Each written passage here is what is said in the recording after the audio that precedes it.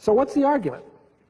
The argument is that we humans are unique in the animal kingdom by apparently having a law that we are under, although we seem free to break it because that happens every day. And the law is that there's something called right and there's something called wrong, and we're supposed to do the right thing and not the wrong thing.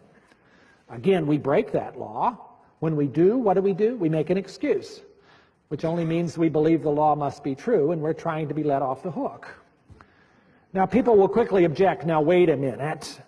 I can think of human cultures that did terrible things. How can you say they were under the moral law?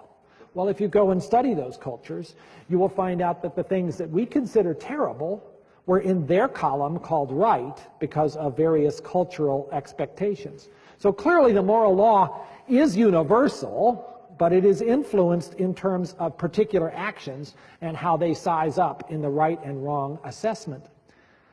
Well, the moral law sometimes calls us to do some pretty dramatic things, particularly in terms of altruism, where you do something sacrificial for somebody else. Now, what about that? People may argue, and they have, and they will continue to, that this can all be explained by evolution, and those are useful arguments to look at. So, for instance, if you're being altruistic to your own family, you can see how that might make sense from an evolutionary perspective, because they share your DNA. So if you're helping their DNA survive, well, it's yours too. And so that makes sense from a Darwinian argument about reproductive fitness. If you are being nice to somebody in expectation they'll be nice to you later, a reciprocal form of altruism, well, okay, you can see how that might also make sense in terms of benefiting your reproductive success.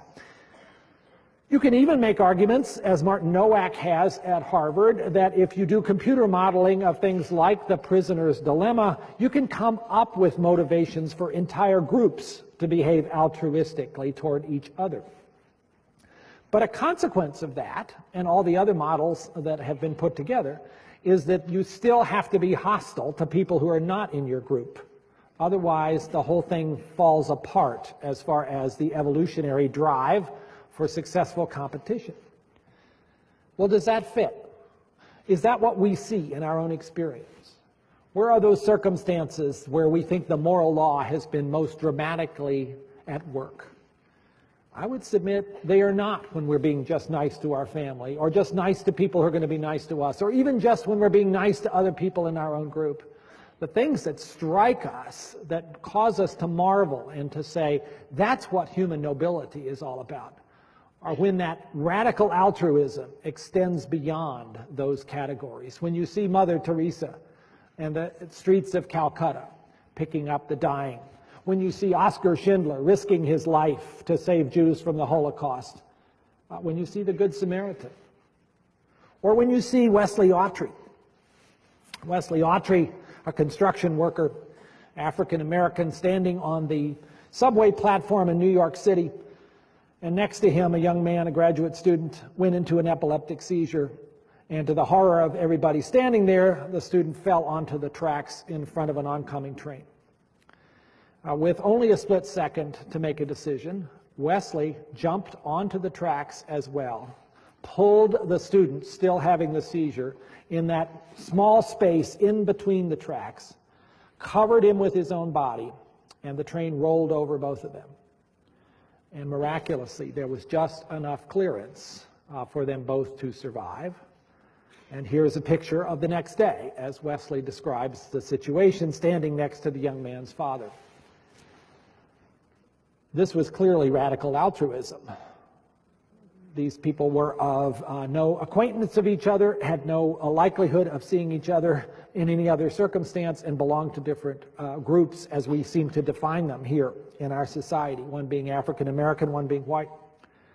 And yet, New York went crazy, and they should. What an amazing act. What an amazing, risky thing to do. Now, evolution would say, Wesley, what were you thinking? Talk about ruining your reproductive fitness opportunities. This is a scandal, isn't it? So think about that. Again, I'm not offering you a proof. But I do think when people try to argue that morality can be fully explained on evolutionary grounds, that's a little bit too easy.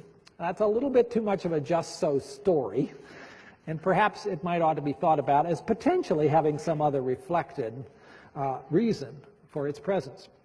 And I would ask the question, because Lewis asked it in his chapter, if you were looking not just for evidence of a God who was a mathematician and a physicist, but a God who cared about human beings and who stood for what was good and holy and wanted his people to also be interested in what is good and holy, wouldn't it be interesting to find written in your own heart this moral law which doesn't otherwise make sense and which is calling you to do just that? That made a lot of sense to me.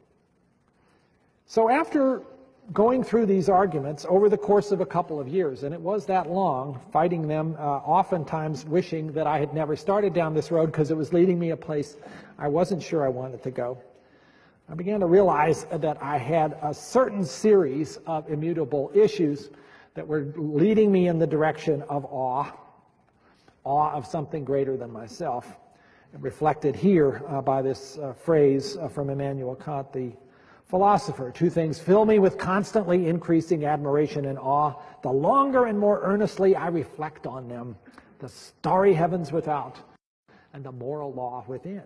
My goodness, that's just where I was.